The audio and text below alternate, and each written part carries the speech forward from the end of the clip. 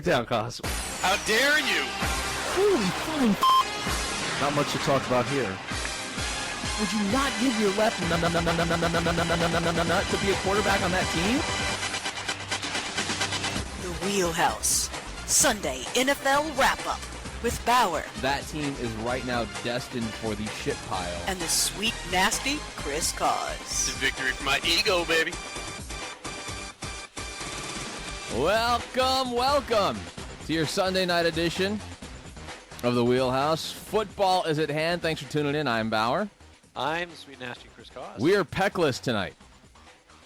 I suppose we are. We are without Jeff Peck, the champ Jeff Peck, who is, I believe at this point, knee-deep in popcorn and spandex. And is there any other way to spend a Sunday night?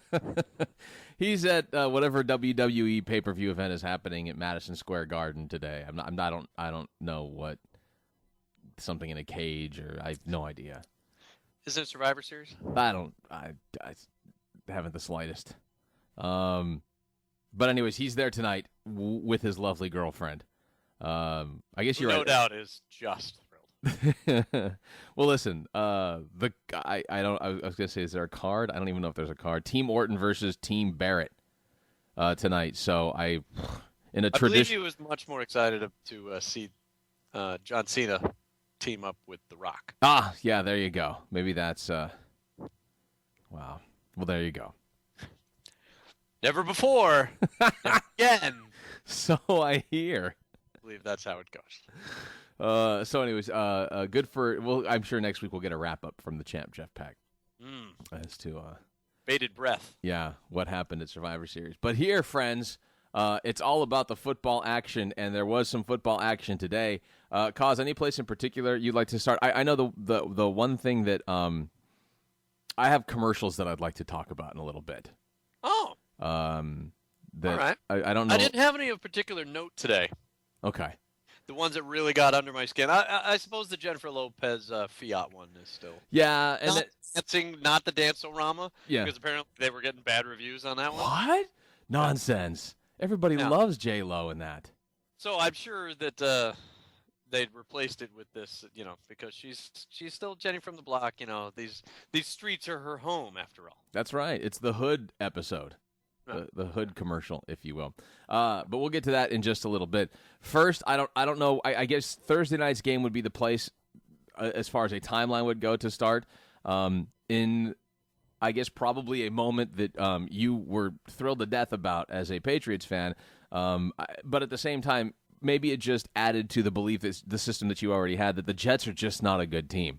That coming into the season, that was my my hypothesis. That was my idea, was that this team just isn't very good. No, and I think that there's a certain part of that people say, well, innocent until proven guilty. Well, guess what? I believe that gavel has been dropped. Now, a couple years ago, they were 5-4, and they still managed to eke their way into the playoffs because the Bengals took the game off, their last game of the season off. Right. And then played them the next week and took that one essentially off as well, and then the Jets went on to the AFC title game. Correct. But this is a vastly different team. This team is vastly different. That was like the up-and-coming, nobody believes in us. We got a bunch of young guys that don't know any better kind of team. Right. They're too stupid to know. Right. That is not the case currently. No, I think you had, first of all, if I may, Thursday night football is, I'm still figuring it out. Because technically I don't have... It doesn't feel natural. It doesn't feel natural. I don't have the dish. And while there is, there's a point on Thursday evening that rolls up, I don't know, maybe 5 or 6 o'clock, where you go, whoa, that's right, there's football tonight. At the same... Week before, I had done that where I was like, oh, that's right. But this week I anticipated this week. So... it takes a little getting used to, and then yet I managed to get myself, plop myself down in front of the computer, and start watching some of the game as you were texting me, and holy shit, was this Broncos-Jets game one of the most boring games I've ever seen. Like, it was a struggle on a Thursday night, and listen, on a Thursday night where I'm ready for football.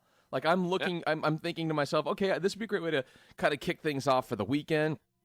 No, this was a dull game. This was painful to watch to the point where I could have stayed up and watched the entire game. I chose not to because I decided that sleep was much more important to me.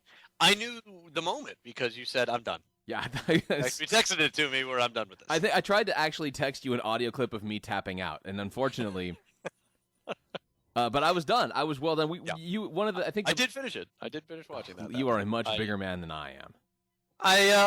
My wife was nice enough to tell me ahead of time that I was going to get to sleep in Friday morning, so I knew nice. I had a little bit more time there at night, and I had invested slightly more in that. Like we watched the beginning of it, and then we watched something else, and and then it wasn't until after half. It was probably somewhere in like the fourth quarter, and I was like, boy, this is just as bad as it was in the first half. When I was watching. It didn't improve.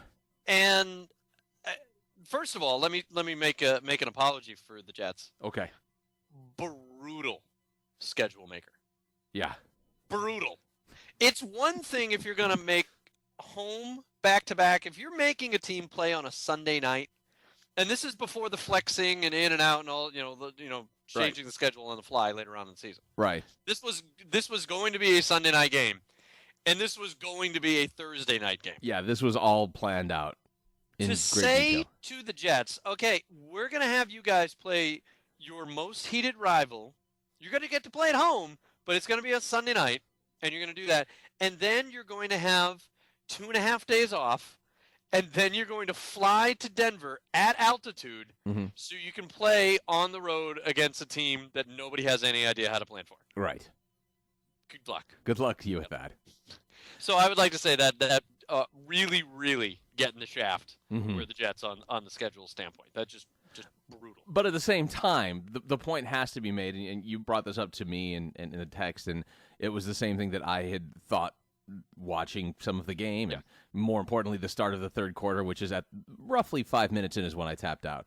But and then it was all I heard going into being in the bubble. That's all that I heard going into Friday and Saturday is. And I think it's probably one, if not the biggest question that the Jets have right now, is Mark Sanchez just bad as a quarterback? Not that he's not good, not that he's not like playing fantasy numbers that he has. Right. Is he just bad? Like there were bad decisions, there were bad passes, there's just and I have this feeling that, and it's just a gut feeling, but I have this feeling that the Jets, each week that they see him out there, are saying to themselves, they're kicking themselves in the balls over and over again, saying, why do we keep letting him do this to us?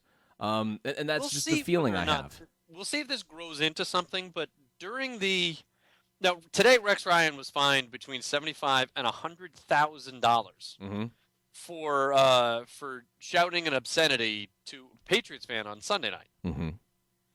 That was right after, he said in his post-game press conference where he said that the timeout that Mark Sanchez took at the end of the first half against the Patriots was the stupidest timeout in the history of football. Because they didn't run enough time off the clock. Right.